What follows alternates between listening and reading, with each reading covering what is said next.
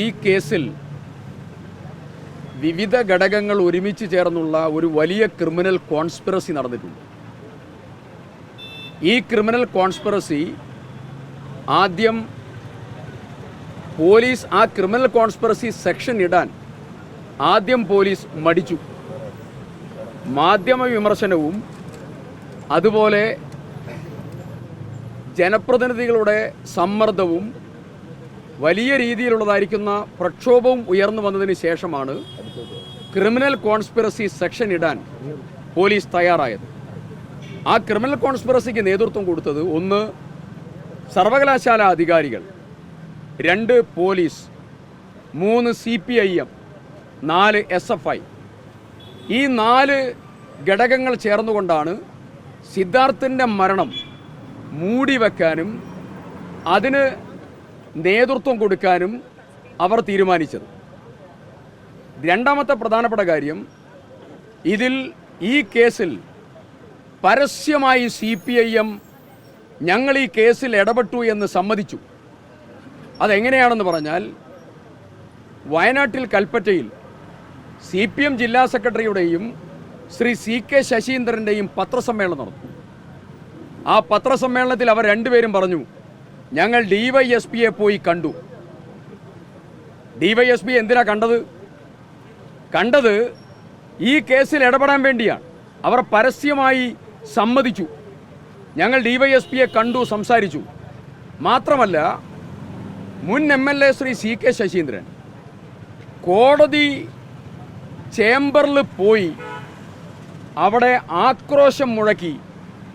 അവിടെ പോലീസുമായി അദ്ദേഹം വലിയ രീതിയിൽ വഴക്കിട്ട് അദ്ദേഹം അവിടെ നിന്ന് പറഞ്ഞത്, മജിസ്ട്രേറ്റിൻ്റെ മുമ്പിൽ അദ്ദേഹം പറയുകയാണ്, ഇവരെ ഇന്നലെ പിടിച്ചതാണ്, ഇന്നാണ് അവരെ ഹാജരാക്കുന്നത്. ആർക്ക് വേണ്ടിയാണ് CPIM സംസാരിക്കുന്നത്? ആരുടെ പ്രേരണയിലാണ് CPM നേതാക്കന്മാർ അവിടേക്ക് പോയത്?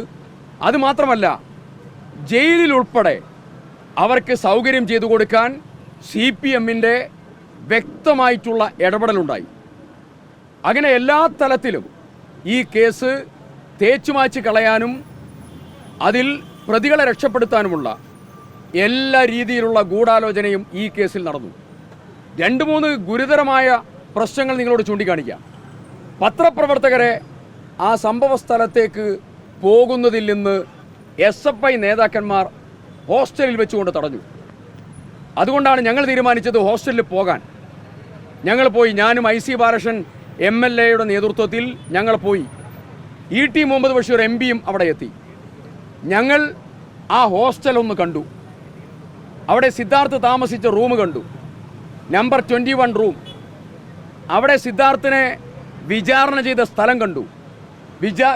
സിദ്ധാർത്ഥിനെ കെട്ടിത്തൂക്കിയ ബാത്റൂം കണ്ടു. എൻ്റെ കയ്യിൽ സിദ്ധാർത്ഥിൻ്റെ ഒരു ഫോട്ടോയുണ്ട്. ഞാനത് കുടുംബത്തിൻ്റെ പെർമിഷന് വേണ്ടി നിൽക്കുക. ഒരു കാര്യം ഞാൻ ഉറപ്പിച്ചു പറയുന്നു, ഈ ചെറുപ്പക്കാരനെ, അദ്ദേഹത്തിൻ്റെ പോസ്റ്റ്മോർട്ടം റിപ്പോർട്ടിൽ പറഞ്ഞിട്ടുള്ള പ്രധാനപ്പെട്ട കാര്യം, the urinary bladder were empty എന്ന. അതിൻ്റെ അർത്ഥം 3 ദിവസം ഈ പയ്യന് വെള്ളം പോലും കൊടുത്തില്ല. അച്ഛൻ ചോദിച്ചൊരു പ്രധാനപ്പെട്ട ചോദ്യമുണ്ട്, മരിക്കുന്ന നേരത്ത് എൻ്റെ മകൻ വെള്ളം ചോദിച്ചപ്പോൾ വെള്ളമെങ്കിലും നിങ്ങൾക്ക് കൊടുക്കാമായിരുന്നില്ല എന്നുള്ളത്. അദ്ദേഹത്തിൻ്റെ സ്റ്റൊമക്കിൽ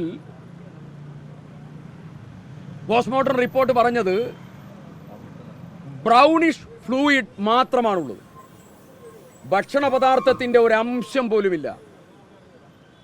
നിങ്ങൾ ആലോചിച്ച് നോക്കണം, ആ പോസ്റ്റ്മോർട്ടം റിപ്പോർട്ടിൽ 18 ആൻറ്റിമോർട്ടം ഇഞ്ചുറിയാണ്. 18 എണ്ണം ആൻറ്റിമോർട്ടം ഇഞ്ചുറി, 18 എണ്ണം. ഈ 18 ആൻറ്റിമോർട്ടം ഇഞ്ചുറി ഇൻക്വസ്റ്റ് ഓഫീസർ രേഖപ്പെടുത്തുന്നത് 19-ാം തീയതിയാണ്.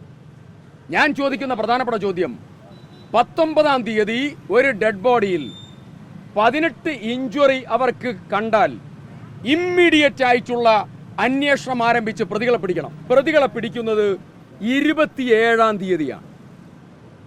എൻ്റെ ചോദ്യം CPMനോടും പിണറായി വിജയനോടുമാണ്. വെറ്റിനറി യൂണിവേഴ്സിറ്റിയിലെ ഒരു മിടുക്കനായ ഒരു വിദ്യാർത്ഥി മൃഗീയമായി കൊല ചെയ്യപ്പെട്ടിട്ട് അക്രമം നടത്തി നിഷ്ഠൂരമായി മർദ്ദിച്ച് ഭക്ഷണം കൊടുക്കാതെ വെള്ളം കൊടുക്കാതെ ക്രൂരമായി പീഡിപ്പിച്ച് 18 ആൻറ്റി മോർട്ടം ഇഞ്ചുറി രേഖപ്പെടുത്തിയതായിരിക്കുന്ന കേസിൽ എന്തുകൊണ്ടാണ് നിങ്ങൾ അറസ്റ്റിൽ 8 ദിവസം എടുത്തത്? ആരാണ് പോലീസിനെ തടഞ്ഞത്? നിങ്ങൾ ആരുടെ കൂടെയാണ്? ഇരയുടെ കൂടെ. എല്ലാ സ്റ്റേറ്റ്മെന്റിലും ഒരു വാചകം ഉണ്ടാവും, ഞങ്ങൾ സിദ്ധാർത്ഥിന്റെ കുടുംബത്തിന്റെ കൂടെ. ബാക്കി 99 വാചകം പ്രതികൾക്ക് വേണ്ടിയുള്ള ഇടപെടലാണ്. അത് കൃത്യമായി എല്ലാവർക്കും അറിയാം. ഒരു ക്യാമ്പസിലും നടക്കാൻ പാടില്ലാത്ത അതീവ ഗുരുതരവും വളരെ ഗൗരവതരവുമായ സംഭവമാണ് വെറ്റിനറി യൂണിവേഴ്സിറ്റിയിൽ നടന്നത്. കേരളത്തിലെ അമ്മമാരുടെ, കേരളത്തിലെ രക്ഷിതാക്കളുടെ ഏറ്റവും വലിയ പ്രാർത്ഥനയും പിന്തുണയും ഈ സമരത്തിലുണ്ട്. അതുകൊണ്ട് പ്രതികൾക്ക് വേണ്ടി മുഴുവൻ ഒത്താശ ചെയ്യുന്നത് ഈ സംഘമാണ്. ആരാണ് ഇവരുടെ മെന്റർ? ഒരൊറ്റയാളാണ്. പഴയങ്ങാടിയിൽ ഹെൽമറ്റ് കൊണ്ടും ചെടിച്ചട്ടി കൊണ്ടും യൂത്ത് കോൺഗ്രസ് KSU പ്രവർത്തകന്മാരെ ആക്രമിച്ചു കൊലപ്പെടുത്താൻ നേതൃത്വം കൊടുക്കുക, കൊലപാതക ശ്രമത്തിന് നേതൃത്വം കൊടുത്ത പ്രതികൾ, ആ പ്രതികൾ ജീവൻ രക്ഷാ പ്രവർത്തനം നടത്തി. അത് ഇനിയും നടക്കും എന്ന് പറഞ്ഞ കേരളത്തിൻ്റെ മുഖ്യമന്ത്രിയാണ് ഈ പ്രതികളുടെ ഏറ്റവും വലിയ മെന്റർ. ഏത് സാഹചര്യത്തിലും ഒരു പാർട്ടിയുണ്ട് ഞങ്ങളെ രക്ഷിക്കാൻ എന്നുള്ള ഏറ്റവും വലിയ തോന്നലാണ് ഈ ക്രിമിനൽ ഗുണ്ടകൾക്ക് നൽകുന്ന ഏറ്റവും പ്രധാനപ്പെട്ട ആത്മവിശ്വാസം.